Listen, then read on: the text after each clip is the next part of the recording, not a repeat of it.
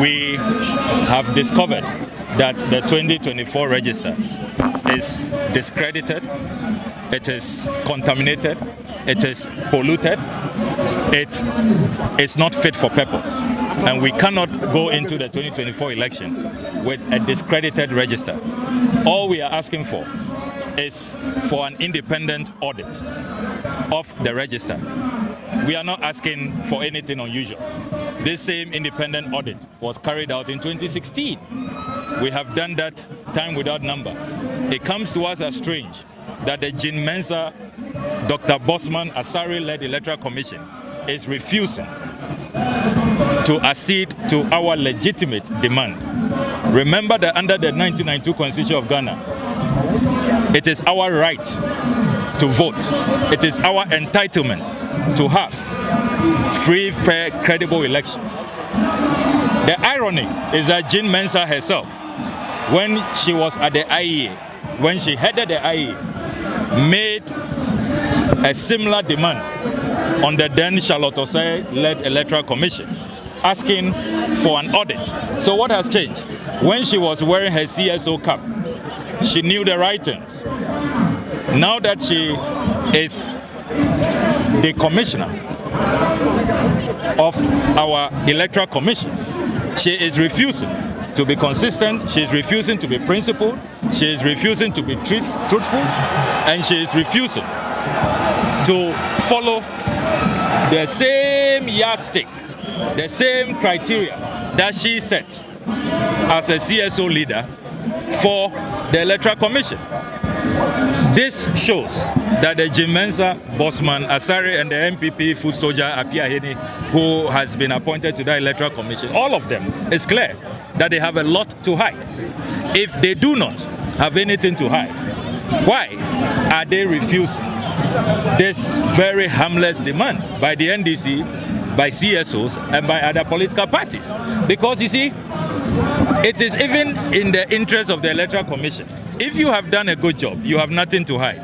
If all of the discrepancies, all of the illegal transfers, the blatant attempts to rig that we have uncovered, if it is the case that we are probably exaggerating, or we don't have a case, or we are making things up, allow the audit and you'll be vindicated, and your credibility will shoot up. It will be at an all-time high. So why is it that a process that can aid your work, boost confidence, shore up your credibility, you are rejecting it? It doesn't make sense. It's really baffling.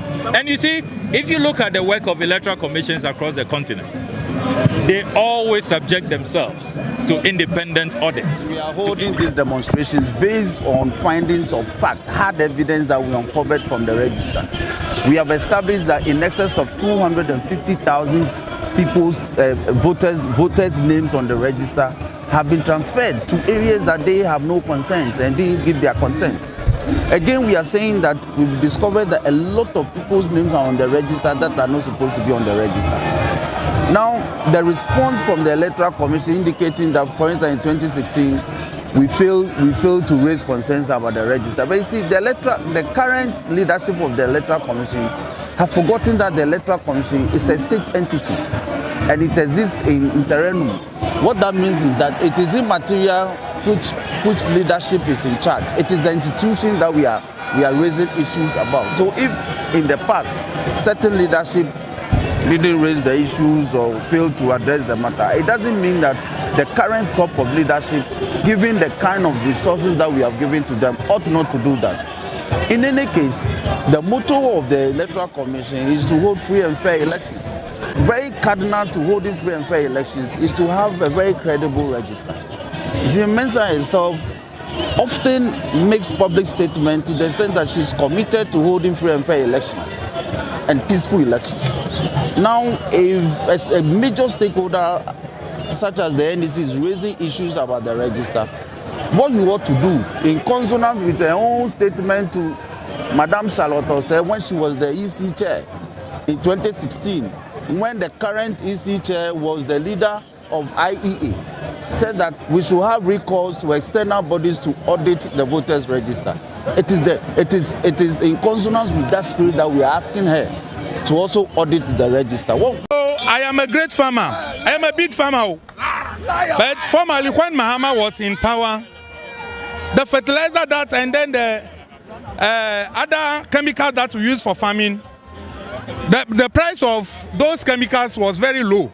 But today you can see fertilizer, before you buy fertilizer today, the last time that I bought fertilizer before Mahama voted out was 70 Ghana cedis per bag. And that's one to we, the big farmers, they subsidize it for us and we pay 50 Ghana cedis for one bag of fertilizer. But today, when you go to market today to buy fertilizer, you get it 470 Ghana cedis.